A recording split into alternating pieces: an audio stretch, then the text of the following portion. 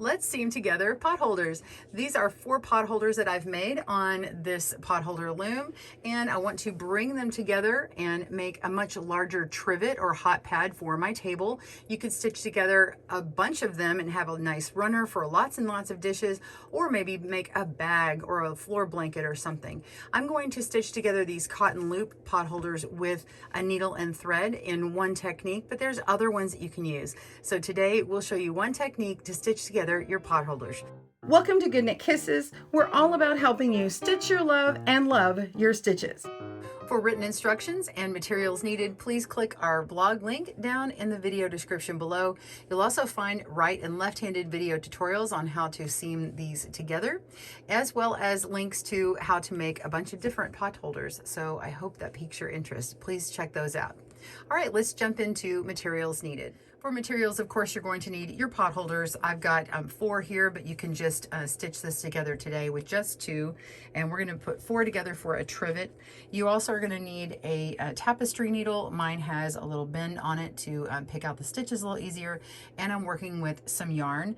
I'm working with the mercerized cotton because it doesn't pull apart easily. I can't break it easily. So I do need scissors for that to trim it.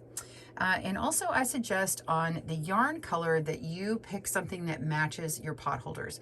Now I picked something that is going to stand out a little bit on mine. So when I pull the stitches tight, you'll see the little color that peeks through maybe, but I suggest picking a color that totally matches your project so that it will blend in the best. But this stitch I'm going to teach you today is going to be, I think, very invisible. I use those air quotes on purpose because I can always see a little hint of it, but this particular stitch is called the baseball stitch, and I really like how it's done and the little yarn that's seen through it. So for yours on the practice, you might want to use a contrasting color, but if you're using it on your final pot holders, just pick the color that matches the most or predominant color of yours. All right, let's begin. Go ahead and lay out your pot holders, and I'm going to look at these edges here and see that they are lined up with the V-shaped stitches along this edge. They're running in the same direction, this one and the same as this one over here, and the same up here. So once you have that laid out how you want, we're going to begin by getting our yarn. And I've gone ahead and cut off a length. Mine's a little bit long, but I did it about 3 times the length of the seam that I'm going to be running. Now, it doesn't take a lot of yarn to do this, but I am going to be running my seam along the top. We're going to be working with the front edge of these loops, these top loops here, and then we're going to flip everything over and then do it on the back as well, but we're going to flip it over and it's going to look like it's from the top. And then that way you will have a nice flat design and flush. Otherwise, from one side, it'll look kind of like a cracked bookend, and it will it won't have a nice seamless look. So this way, both sides will look identical. All right. So once you've got those lined up and gotten your yarn and tapestry needle, let's begin by starting on the end here. Now, this end is not going to have an intersection, so I'm going to go ahead and pull these ends together tidy. You normally would start by picking up the corner stitch and leaving a nice tail and tie it in a knot. You don't have to for this one, but I want to make sure that I'm pulling from the end of this these little V stitches over here to make sure really get this corner straight. I did this before and didn't pay attention, and I thought that it didn't have the best finished look to it, so I want to make sure and point that out. All right, so we're going to leave a tail that we can weave that in later. And you can trap your tail in, but I found that it's better to leave it out because then you get a much cleaner look. All right, so I've gone in from this side over here, and although you're going to see me pass from right to left-handed, I am still going to have a left and right-handed video because you might like to start on the other side. So I'm just going to keep those videos around for you. Okay, so now we're going to come to the other edge. Now here, my side stitches are all green, but because my corner is red, I'm going to go ahead and pick up this one stitch here, and we're going to go from the inside of this V and that very top loop and go to the outside. So the inside where the seam will be toward the outside, and this is the baseball stitch. And so we're going to be working in V's like this.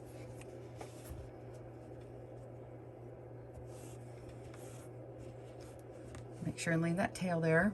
All right, so we're gonna come back over to the other side, and I'm gonna go through this corner loop again one more time, because it looks like this may have been where I had my loop kind of stitched in, and so I'm sort of faking that I had a stitch right here.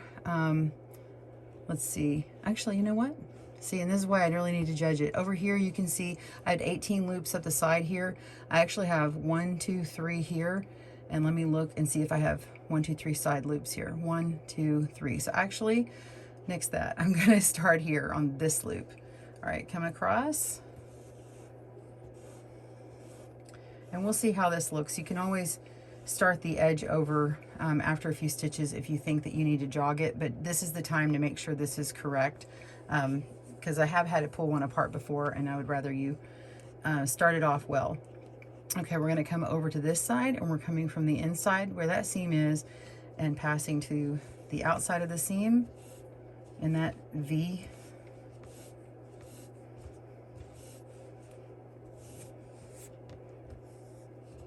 All right, it's okay if your stitches are loose like this. And now we're going to come over this direction, and we're approaching the next loop, top loop here, from the inside where the seam is, and pull all the way through. And you can see that diagonal, so we have these little V's coming out. So we're going to come back over to the other side and pick up the next loop, which is right here, and pull that on through. And you could even, while you're still pulling that one through, come over to this other side and grab another loop and just do both at the same time and pull through the whole thing. You can do a few at a time on this one, I found.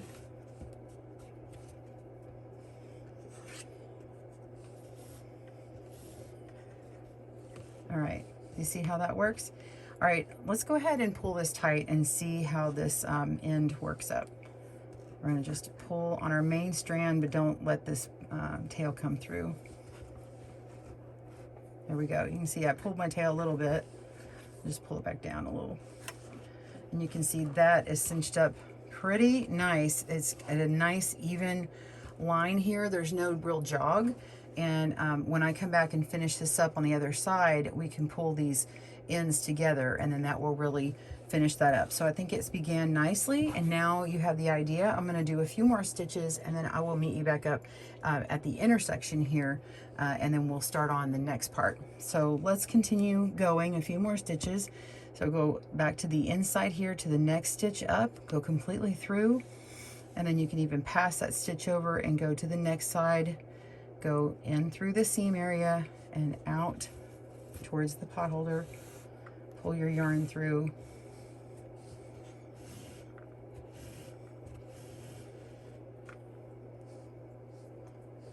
and go to the next loop up, pull through,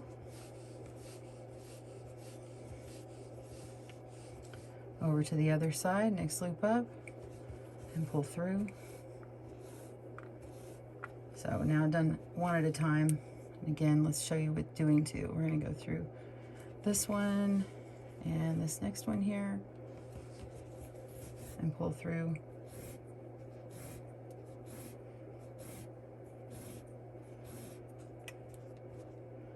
And just because it's so satisfying, let's go ahead and pull this tight. You can see it.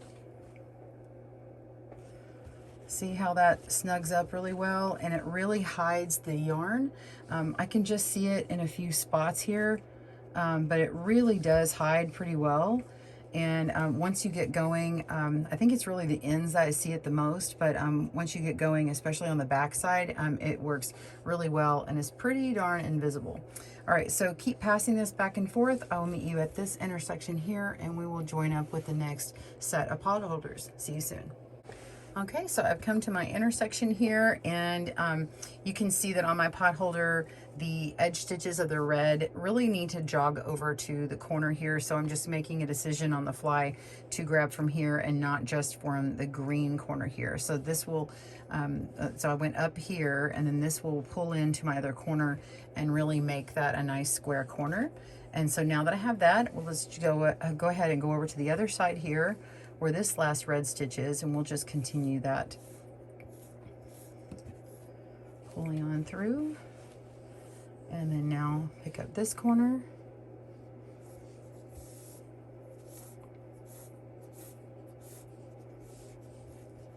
and pull, and then come back over to this first green stitch here. And we're just continuing on with the exact same stitching that we were doing before, going up to the next stitch on the other side from the seam, going from the seam side out towards the main potholder, pull through, and then cross over to the other side of the other potholder, through that seam and through to the other side, and pull through. And then when you get several stitches on here, let's get another one, we're going to pull that tight.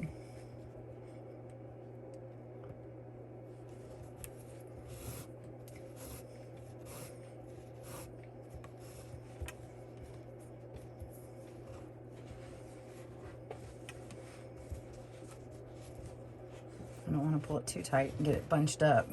There we go. I got it tight so you don't really see that line there. So that's looking really well. So now I'm just going to continue that same thing, and then when you come to the other side, you're just simply going to stitch those corners together and flip it over and continue. So pause your video and I'll meet you at that point to show you flipping that over.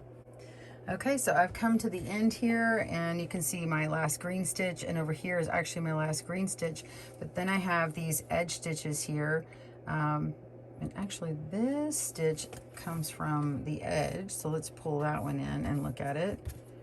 All right, so if we want to pull in the actual corners of this and get that red one in here, we come back to the red, and then this green is actually this line here, and it's actually this stitch to really square that up. Look at that. And then as we flip it over, make sure this is all how I want it, because it's going to get locked in there. Flip this over, and you can see that that kind of looks like a bookend, like that. Like, you see how it's bent like that. So we're going to make this nice and smooth. Oh, and you can see where one of my loops came out, so we're going to tuck that in. I'll show you that. All right, so here's the edge, and we're going to pull that and go ahead and go up here in this loop, and then that will draw that fully in.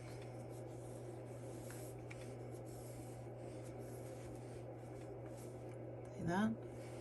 All right, and then come over here and get this other side. There's 3 stitches here that line up with that, so we're just getting the end. Let me back out. Let's see this. I did this one here, and that's actually the spine here, the seam, spine of my little book. Let's go and do the edge of the red. So I'm going to go through the red. That pulls that in, and the last top edge of this green. All right, so that solves this end. And then I can see now the top stitches of all here pretty easily. So I can see that green that I need to go through. And come over here, and we have the top of this green.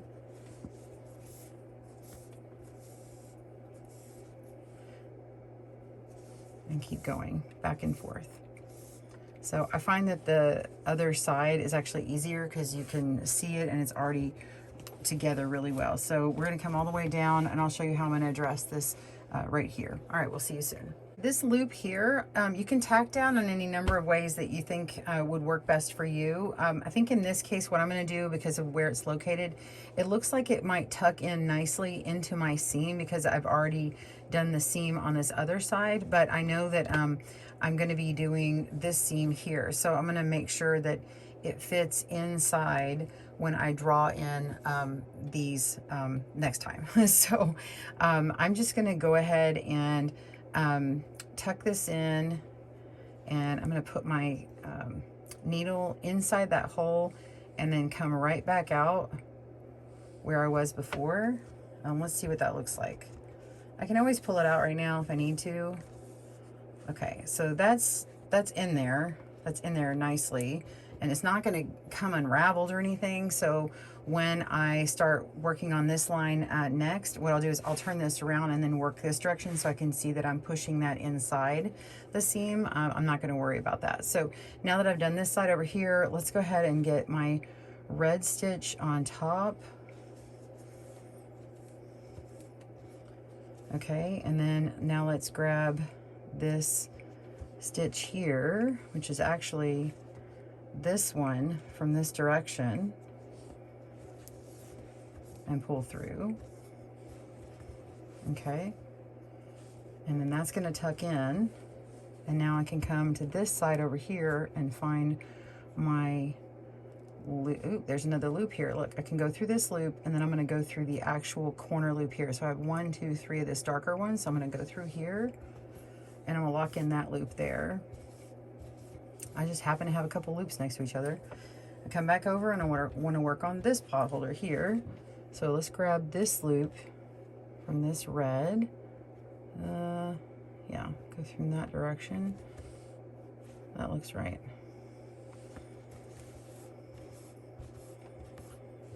There we go. Okay, and now for my top loops.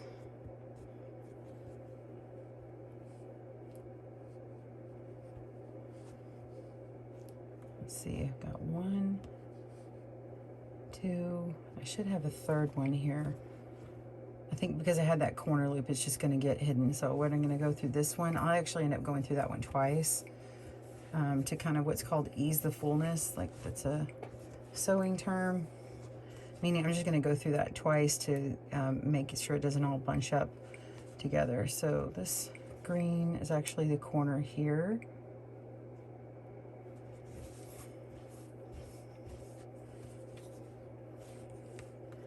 And then I'll just go through that one again, making sure I'm on top.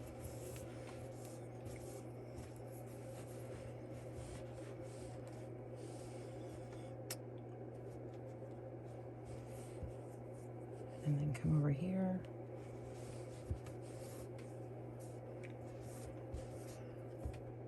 And back and forth. So this isn't as pretty as I'd like it to be, but I think once I pull these stitches in, when I make this other seam, I think that that will be a little less obvious and you won't notice as much. Again, if you're working with a yarn that is the same color as this, then you're not going to notice it as much as you are on my project. All right, so continue along and then you'll just weave in these tails, and then what you'll do is turn this around and start working from the other direction. So pause your video and I will show you me starting the next one just as a reminder how to begin. All right, we'll see you in a moment. I finished my seam when I was going this direction up here, and then I just tied in and looped these in together really well, and then you're just going to weave in your tails later. We don't really need to do that on camera here, but just use your tapestry needle, and I'm going to show you how to begin this one over here. So again, we're going to look at the ends here. We've got 1, 2, 3 in this color, so this would be the corner. So pull all the way through until you have a nice tail. Okay, come over here to this corner.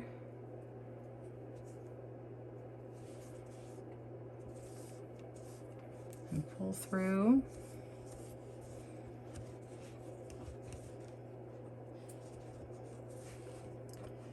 Okay, so now I'm going to come along this edge here and come up at this loop.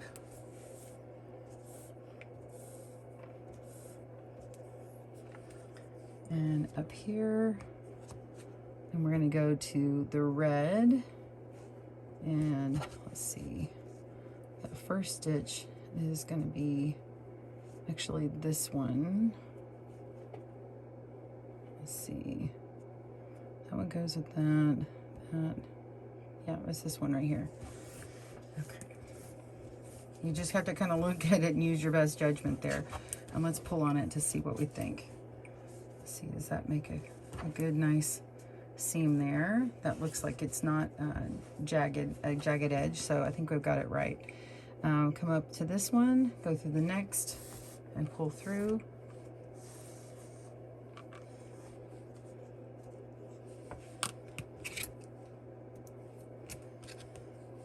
And go to the next loop.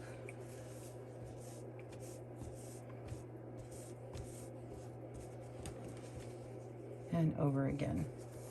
So just continue as you were. I hope that's helpful. And I'm going to come all the way up here, and I'll join you back at the middle just to show you what that looks like when I'm done. So I'm up at the corner, and I had one little loop that just got tucked right in when I went into this corner where the red is, and pull that in. And now I want to, let's see, I came through the green side, and now we're going to come over to this side over here, this pot holder. And that part was one of the loops, so we're going to want to tuck that in and go with one of the edge loops here.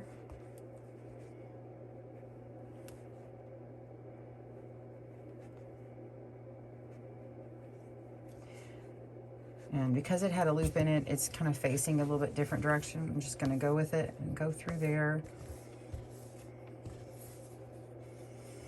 And then come alongside here, and you can see all the red. So I'm going to pick up a red, and this one's kind of stretched. So this is actually, looks like part of the back from when we picked up the stitch on that other seam over here. So I'm going to go through this one as that matches up with it on the back.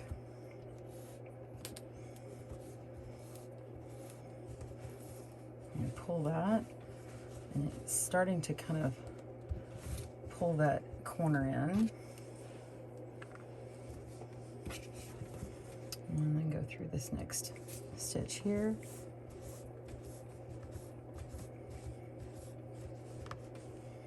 And another red. And we'll see what this looks like. All right, so this is actually very nice and flush. I can see a couple of the bits of color peeking through, but again, if you used a matching color of yarn, it's not going to be noticeable. All right, so you're just going to continue on that way, flip it over, do what we did before, and then you should end with 2 tails on this end and 2 tails on this end, and seam that in, or weave in your tails, and you will be done. So I'll show you what mine looks like when I'm done. Well, here it is, my finished trivet, and of course you could make anything you like after you learn how to sew these together. I would love to know what you've made with yours. Please click down in the comments below and let us know what you made. And if you want to make one of these pot holders here, we do have a video down for the plaid checkerboard. It's in a 2 color, but you can make this with the 3 color as I did here.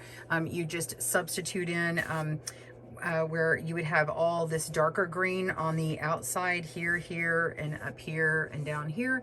And then you just put in 3 colors on your warp here instead of those, and then 3 over here, and then on the weave you do 3 here and here. So anyway, you can kind of look at this and make the change, but that is the plaid checkerboard, and I will actually do a tutorial at another time on how to make this with a 3 color. And then this one is just a classic where you're going to put in all of your warp in 1 color vertically, and then you're going to use the other color in a weave. And these are all just simple over under techniques. There's nothing different to these, nothing special as far as going over 2 or under 2 or anything like that. So it's just over under, and you get this nice little simple checkerboard. All right, so I hope you had a great day at GoodKnit Kisses and learned something new.